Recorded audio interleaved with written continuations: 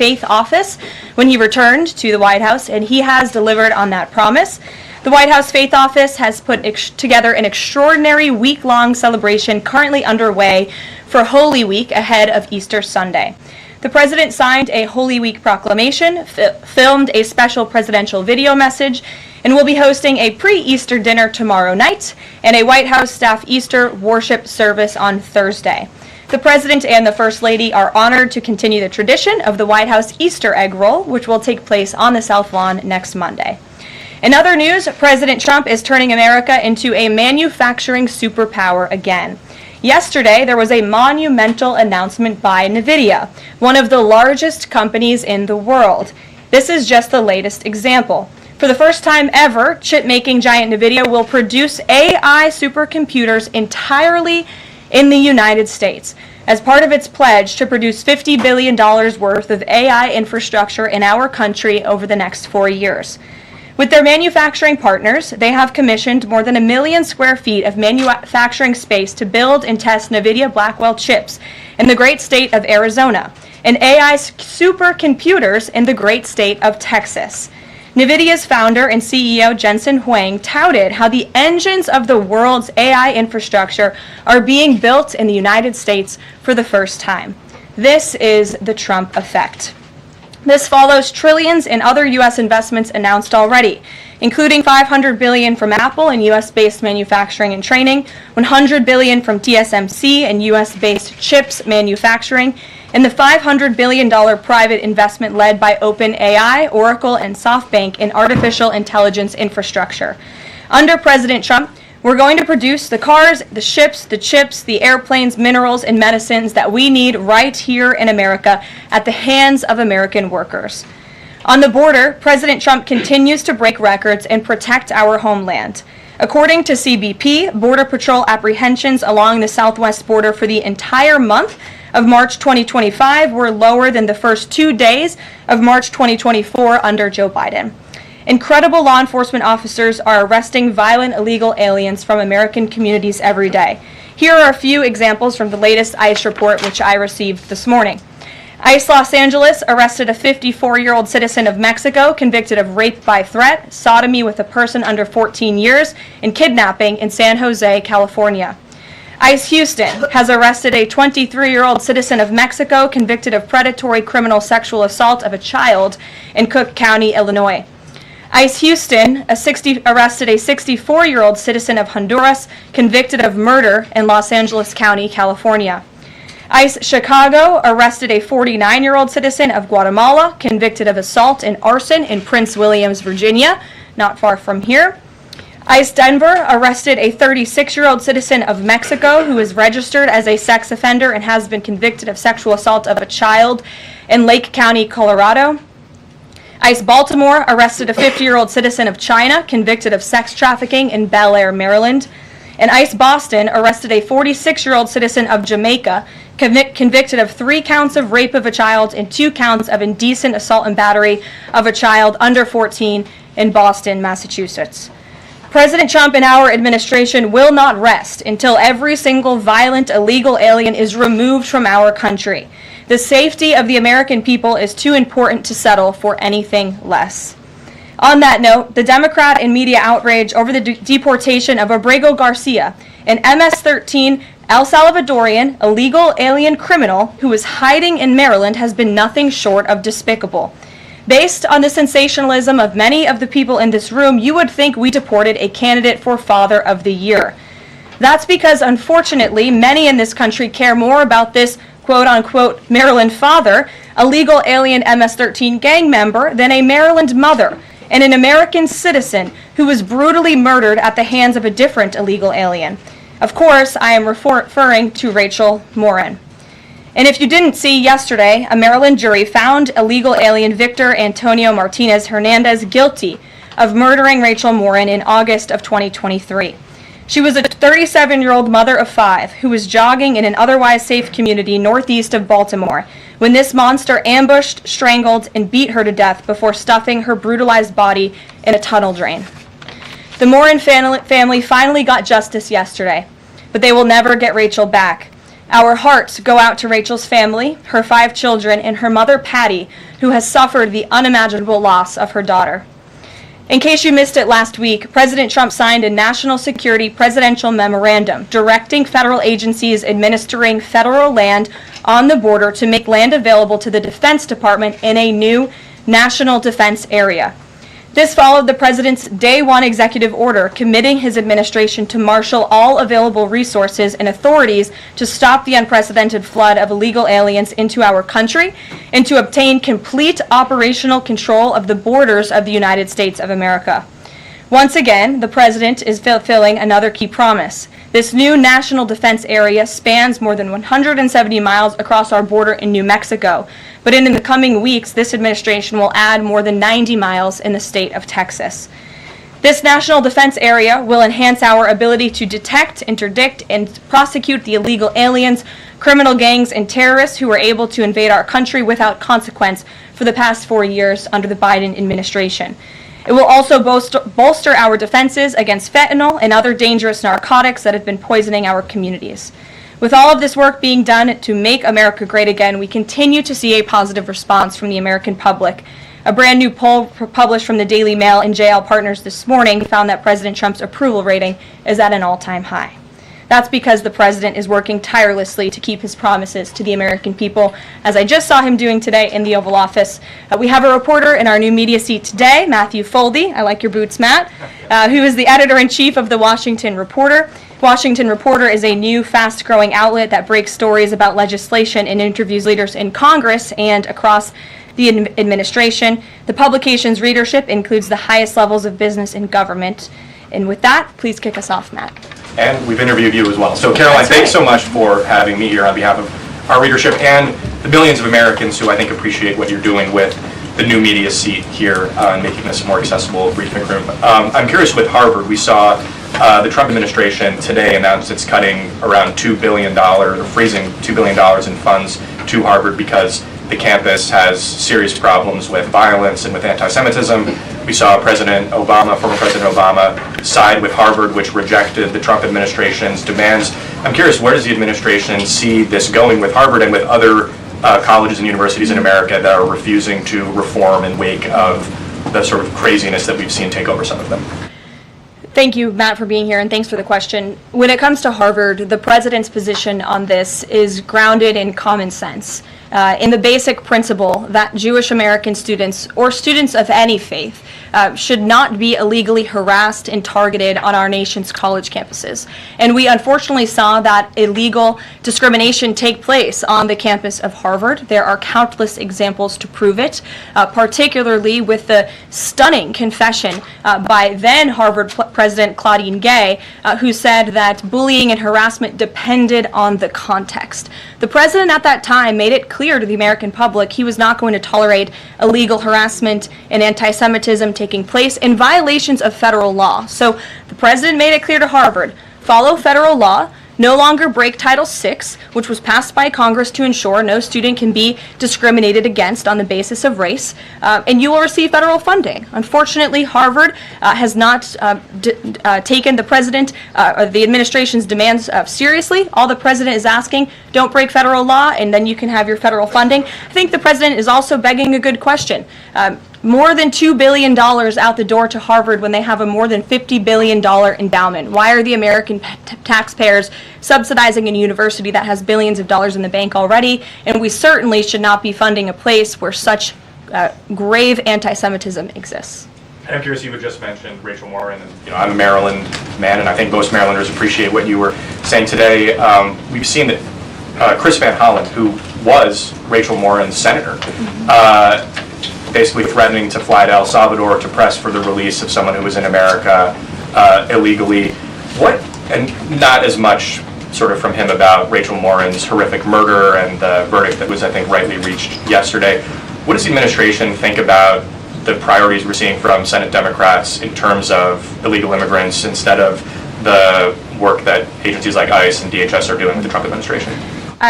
It's mind-boggling, the priorities of the modern-day Democrat Party. I think it's atrocious that you have Democrats in Congress on Capitol Hill who swear an oath to protect their constituents and to serve them in Washington, D.C., spending more time defending illegal immigrant gang members than their own constituents and law-abiding American citizens like Rachel Morin. And I saw the president personally on the campaign trail, and I continue to see him in his role as president of the United States put American families first, reach out to the victims, the families of victims at the hands of illegal immigrant crime, and frankly, the actions and the words of the Democrat Party prove they could not care less about the American public. And maybe if they did, they'd see a bit higher approval ratings right now. Thanks for being here with us today. Peter. Thank you, Caroline.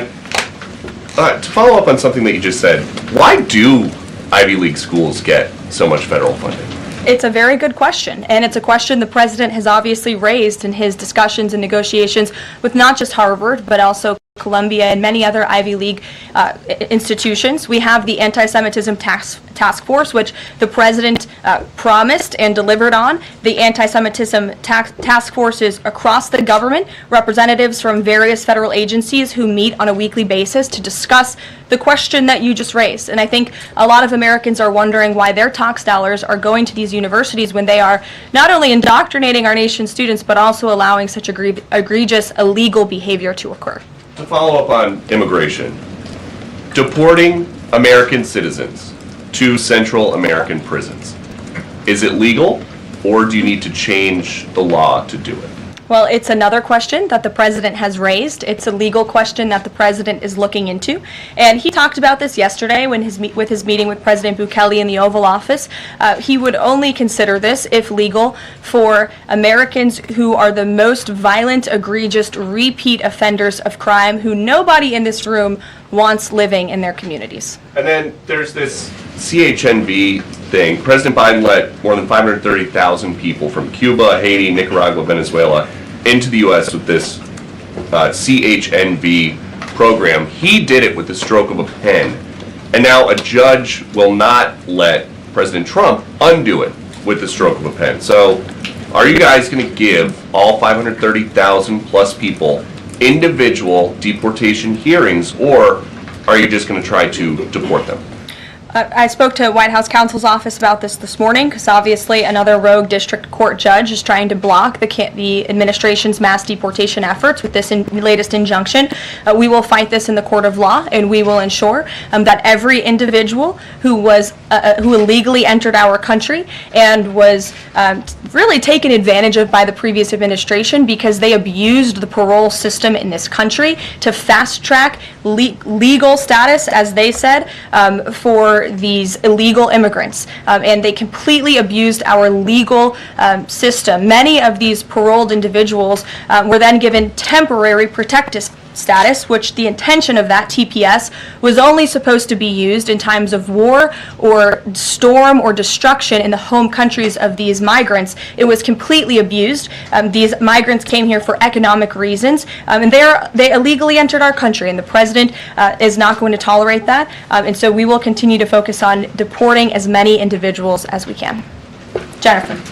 One on tariffs and one on Russia. Can you give us any sort of an update on which deals are in hand or are close? Which countries are reaching a deal on tariffs?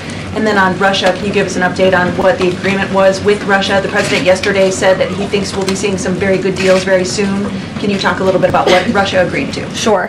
I don't want to get ahead of our United States Trade Ambassador and Secretary of Commerce, the Secretary of Treasury, all the great individuals who are working incredibly hard to cut these good trade deals. And the president's deeply involved in this as well.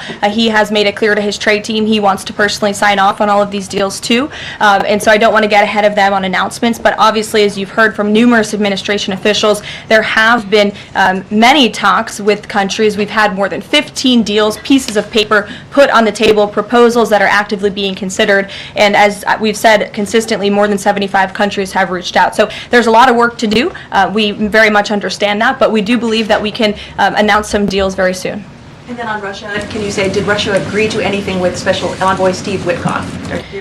I don't want to get ahead of those negotiations as well. What I can tell you is that they were a productive conversation was had. As the presidential envoy Steve Witkoff said last night, he believes that Russia wants to end this war, and the president believes that as well. There is incentive for Russia to end this war, and perhaps that could be economic partnerships with the United States, but we need to see a ceasefire first, and the president and the presidential envoy Witkoff made that very clear to the Russians.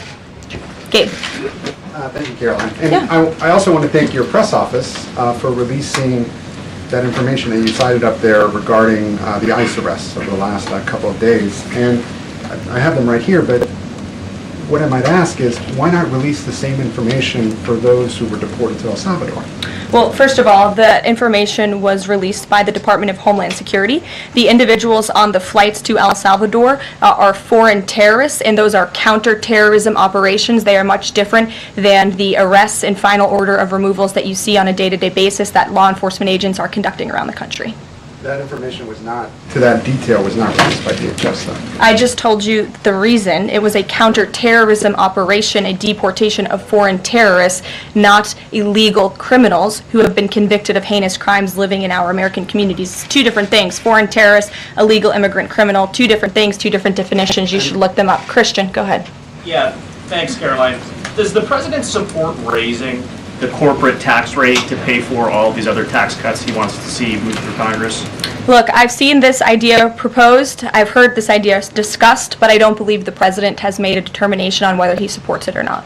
And then secondly, do you have any information on the status of Eden Alexander? Hamas says they lost contact with the unit guarding him following an Israeli airstrike earlier today.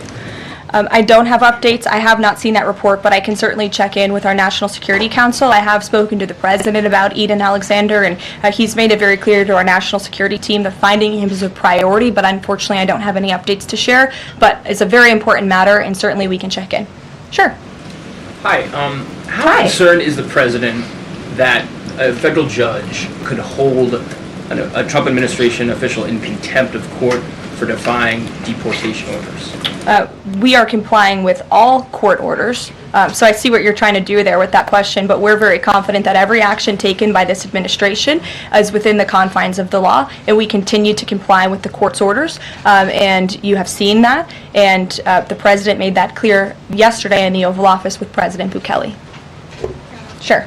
Thanks, Caroline. Could you, just going back to El Salvador, could you just explain to us a little bit more about the legal basis on which you may be able to send US citizens to prison there? I know you said President Trump is looking at it, but can you explain to us a little bit more about how that might be possible? We're looking at it, and when I have more for you to share, I certainly will. Sure. Still going off the El Salvador questions, yesterday in the Oval Office, administration officials made it very clear that El Salvador is responsible for Mr. Abrego Garcia, yet El Salvador's president said we're not going to do anything with him. So my question is, who is responsible for this man and where he's going to end up? Well, no. First of all, President Bukele said that he is not going to smuggle a foreign terrorist back into the United States of America, as many in this room in the Democrat Party seemingly want him to do. Abrego Garcia was a foreign terrorist. He is an MS-13 gang member. He was engaged in human trafficking. He illegally came into our country.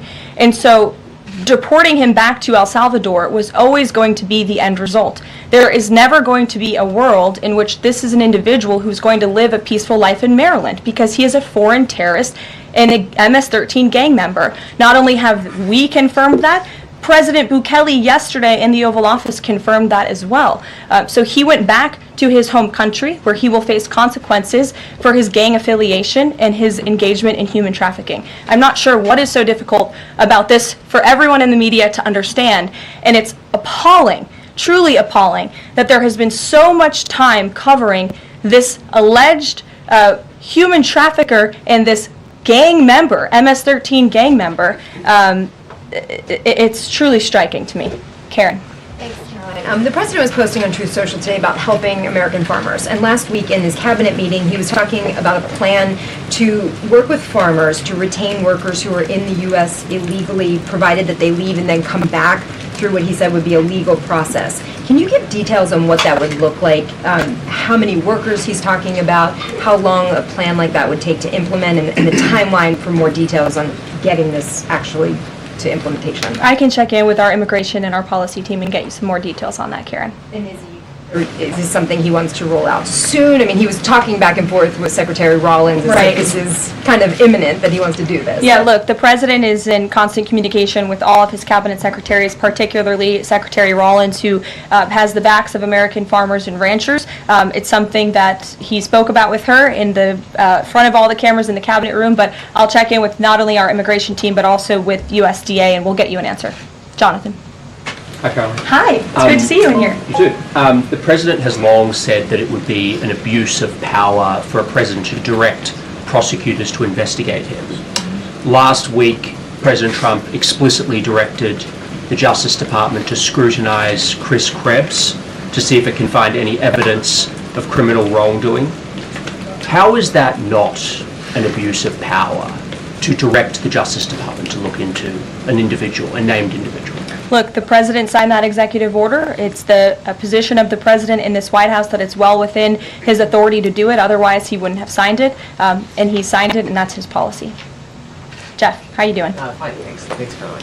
A follow-up on Harvard. The president floated on Truth Social, I believe, the possibility of removing tax-exempt status. How serious is that threat, and are there other universities he's considering? And then a follow-up question on foreign policy. Can you give us an update on what the president hopes to come from the next round of talks with Iran? Sure. First, when it comes to Harvard, as I said, the president has been quite clear they must follow federal law. He also wants to see Harvard apologize, and Harvard should apologize for the egregious anti-Semitism that took place on their college campus against Jewish American students. There were professors who said that he had engaged in discriminatory behavior against Jewish students. Of course, you had the former president of the university saying bullying and harassment depends on the context. You also had an encampment on Harvard Yard that we all saw play out before the cameras. The university failed to impose formal discipline on any students for this anti-Semitic conduct violations, including the occupation of a campus building and the disruption of classes with bullhorns. The president believes Harvard should apologize to its Jewish American students for allowing such egregious behavior. As for the tax-exempt status, I would defer you to the IRS for any updates. I do want to answer your question on Iran, of course. The maximum pressure campaign on Iran continues, but as you know, the president has made it clear he wants to see dialogue and discussion with Iran while making his directive about Iran never being able to obtain a nuclear weapon quite clear. And the president spoke to the Sultan of Oman today, who helped facilitate these talks. I have a readout for all of you. He held a call with the Sultan of Oman today, and he thanked him for hosting the first direct meeting between the United States and Iran and emphasized the need for Iran to end its nuclear program through negotiations. The two leaders also discussed the United States' ongoing operations against the Houthis and emphasized that the Houthis will pay a severe price until they end their attacks on maritime traffic in the Red Sea. As you know, an additional negotiation between Steve Witkoff and Iran's representative has been scheduled for Saturday. And since these are ongoing negotiations, I have nothing more to add on that. Can I follow Iran? Sure. Oh, thank you, Caroline.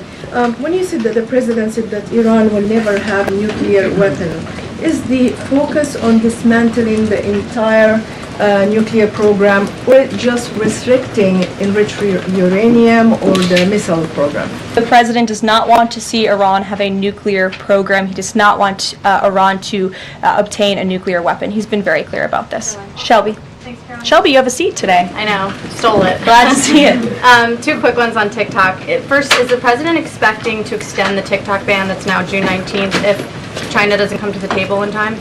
Well, June 19th is a long ways away, obviously. I think it's 2 months away. 2 months is a long time in the Trump administration, as you have all seen. We work at Trump speed around here. We get a lot done, so definitely don't want to get ahead. The vice president continues to lead these negotiations and talks. The president's involved, and they're ongoing. And then the president previously said he'd consider reducing tariffs on China in order to get a TikTok deal done. Is that option still on the table? Look, the president has made his position on China quite clear, although I do have an additional statement that he just shared with me in the Oval Office. The ball is in China's court. China needs to make a deal with us. We don't have to make a deal with them. There's no difference between China and any other country except they are much larger, and China wants what we have, what every country wants, what we have, the American consumer. Or to put it another way, they need our money. So the president, again, has made it quite clear that he's open to a deal with China, but China needs to make a deal with the United States of America. Sure. On tariffs, yesterday in the Oval Office... Which outlet are you with? The Canadian Public Broadcaster. Oh, nice to see you. Thank you. Yesterday in the Oval Office, President Trump suggested that there could be some help for automakers. I'm wondering what that looks like. Is it tariff relief on the 25% tariffs that are in place right now, or the new tariffs that are coming up in May on auto parts? And a second on Canada, if I may. President Trump's tone when it comes to Canada-U.S. relations, Canadians have noticed it's shifted a bit in the past few weeks. Ever since the election campaign started, he stopped talking about Canada becoming the 51st state, at least publicly. I'm wondering if that's on purpose and why. I would reject the president's position on Canada has shifted. Perhaps he just hasn't been asked about Canada by questions from this group in the Oval Office, but they see him almost every day. But the president still maintains his position on Canada. The United States has been subsidizing Canada's national defense, and he believes that Canadians would benefit greatly from becoming the 51st state of the United States of America. As for autos and auto parts, I don't have anything to read out for you there, but I think the point the president was making is flexibility, and he has flexibility when it comes to negotiations and talks, but ultimately his goal in his fair trade deals that he is pursuing with many countries around the world is to put the American worker first. And we had automakers and auto workers here at the White House on Liberation Day who believe in this president and his negotiating ability to put them first and to bring those jobs back to the United States of America. And the president's been very clear about that in his conversations with the automakers as well. Deanna, go ahead. Thanks, Caroline. One on Ukraine and then one on China. On Ukraine, this past weekend, Zelensky offered an invitation to President Trump, extending an offer for him to visit Ukraine. Just wondering if there's any update on that. Has Trump seen that offer and what he's thinking about? I don't know. Actually, I haven't talked to the president about that, or if he saw Zelensky's offer. I'm sure he did. I haven't spoken to him about it. I can ask him what he thinks. I certainly don't have any plans to share on a potential trip to Ukraine, though. And then on China, this last week, Chinese officials were posting videos on, social media sites depicting a Trump, J.D. Vance, Elon Musk in AI-generated videos working in factories, putting together Nike shoes and iPhones and products like that. Does the White House, have they seen these videos? Do you guys have a response to that? I have seen the videos. I'm not sure who made the videos or if we can verify the authenticity, but whoever made it clearly does not see the potential of the American worker, the American workforce. The president believes in the American people, and he knows that we have the best not only consumer base in the world, but also the best workforce in the world, and that's why he's so focused on bringing investments home and shoring up our critical supply chains and bolstering our manufacturing here as well. Brett.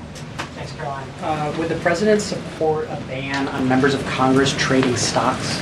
I'm certain that's something the president would be interested in looking at, and I can ask him if he would support such a bill. Sure.